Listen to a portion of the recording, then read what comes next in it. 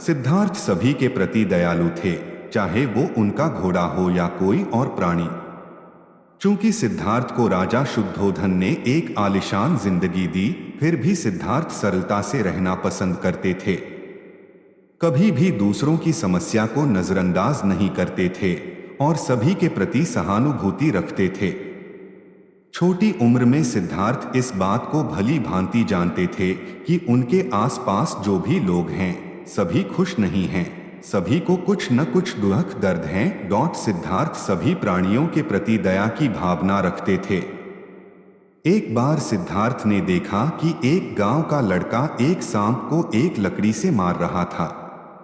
सिद्धार्थ ने तुरंत उस लड़के को रोका और बताया कि किसी प्राणी को कभी नुकसान नहीं पहुंचाना चाहिए। दया भाव के प्रति सिद्धार्थ का एक और किस्सा है। सिद्धार्थ का एक चचेरा भाई था जिसका नाम था देवदत्त। एक दिन सिद्धार्थ अपने मित्रों के साथ बगीचे में खेल रहे थे। मित्रों की टोली में राजकुमार देवदत्त भी शामिल थे। सिद्धार्थ का स्वभाव दया और प्रकृति प्रेमी थे, जबकि देवदत्त कपटी स्वभाव का था।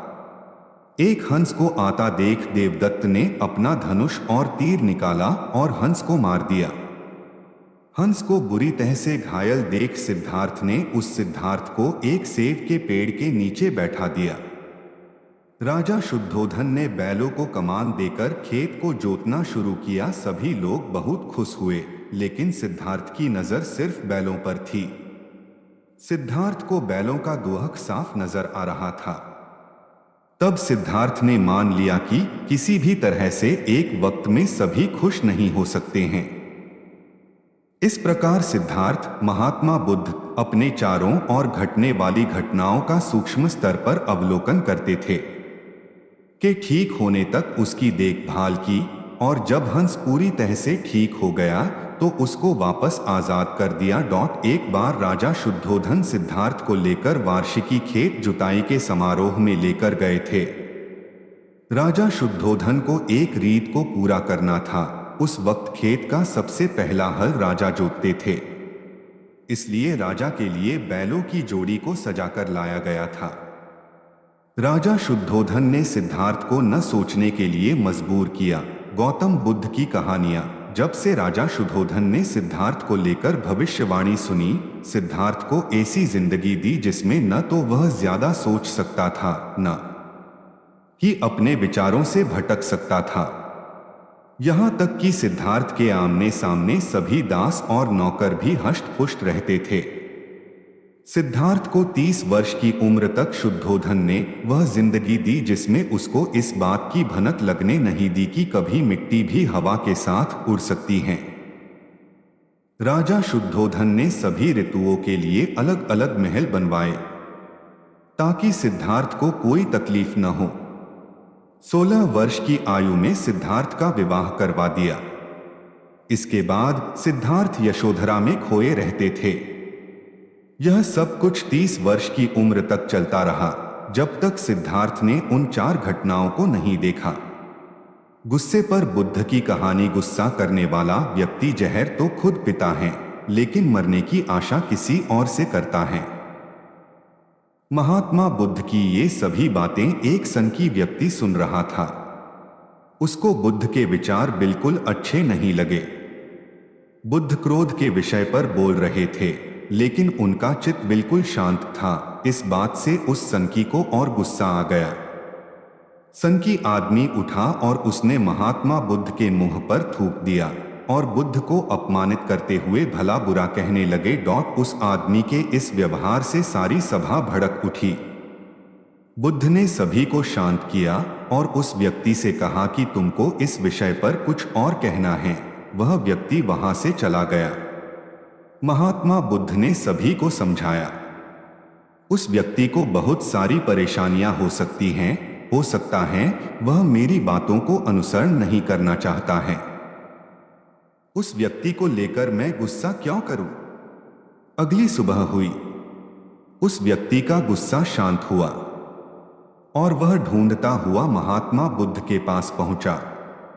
वह सनकी व्यक्ति बुद्ध के चरणों में गिर पड़ा और बोला, महात्मा जी, मैं वही दुष्ट हूं जिसने कल आप पर थूका, आप मुझे क्षमा कर दीजिए।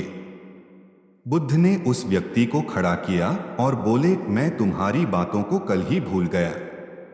मुझे तुम्हारी बातों से कोई संदेह नहीं है। मैं भला तुम्हारी बातों को मेरी जेहन में उतार कर खुद का नुकसान क्यों करूं? इस कहानी के पीछे को तर्क अगर आप समझ गए तो आपका मन काबू में हो सकता है। पहली बार जब इस कहानी को मैंने पढ़ा तो मुझे इसका तर्क समझ नहीं आया, लेकिन इसका भाव प्रेरणादायी है। एक बार महात्मा बुद्ध किसी नगर से गुजर रहे थे। बुद्ध की नजर एक कपड़े के व्यापारी पर पड़ी जो दुखी और हताश दिखाई दे रहा था। बुद्ध चलकर उनके पास गए और पूछा कि हे भंते, तुम इतने उदास क्यों हो? अगर तुम मुझे अपनी चिंता का विषय बताओ तो मैं तुम्हारी कुछ मदद कर सकता हूं। कपड़े के व्यापारी ने बुद्ध को प्रणाम किया और उनको अंदर बुलाया। उस व्यापारी ने कहा कि जब से मेरी पत्नी की मृत्यु हुई है, तब से मेरे घर पर मेरे छोटे बेटे की देखभाल वाला कोई नहीं है, इसलिए मैं हमेशा इसको अपनी दुकान पर लेकर आ जाता हूं। लेकिन मेरी दुकान पर आने वाले हर ग्राहक की पगड़ी को उछालकर फेंक देता है, कभी कभी उनका झोला उठाकर बाहर फेंक देता है। मैंने इसको बहुत समझाया, डांटा, लेकिन यह नहीं समझा। इसकी इस हरकतों की वजह से मेरे सारे ग्राहक खुद को अपमानित मानकर वापस चले जाते हैं। बुद्ध बोले, मैं तुम्हारी सहायता कर सकता हूं, पर तुम मुझे वचन दो कि मैं जो भी करूंगा तुम उसमें दखलंदाजी नहीं करोगे, ना ही कोई प्रश्न करोगे। व्यापारी बुद्ध को वचन दे देता है। अगले दिन बुद्ध एक पगड़ी पहनकर आए और एक गाहक की भांति आकर बैठ गए। व्यापारी का बेटा आया और बुद्ध की पगड़ी को उछाल दिया। महात्मा बुद्ध मुस्कराए और कहा, बहुत अच्छा, जाओ उस पगड़ी को वापस लेकर आओ। वह बच्चा दौड़कर गया और पगड़ी लाकर बुद्ध को दे दी। अगले दिन बुद्ध एक कुल्हाड़ी और एक लकड़ी लेकर आए। उस लड़के ने फिर से उस पगड़ी को उछाल दी। बुद्ध ने उस लड़के को कुल्हाड़ी और लकड़ी दे दी और कहा, जाओ इस लकड़ी को काटो। व्यापारी को थोड़ा सा डर लग रहा था कि कहीं उसके लड़के को चोट नहीं आ जाए, लेकिन उसको अपना वचन याद था। 7 दिन तक महात्मा बुद्ध कोई न कोई नया काम लेकर आते और उस लड़के से करवाते। शीघ्र ही वह लड़का भूल गया कि उसको किसी की पगड़ी उछालनी है। व्यापारी बहुत खुश हुआ और बुद्ध को धन्यवाद दिया।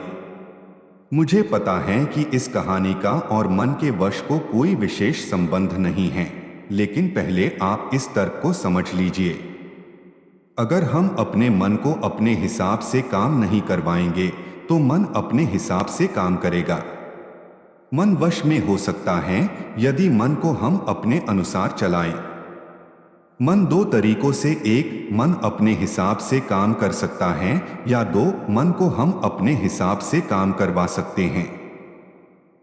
बुद्ध से मिलने से पहले उस लड़के का मन और दिमाग अपने हिसाब अनियंत्रित रूप से काम कर रहा था, लेकिन बुद्ध ने उस लड़के को अपने अनुसार काम करवाए, जिससे उसकी आदत ही बदल गई।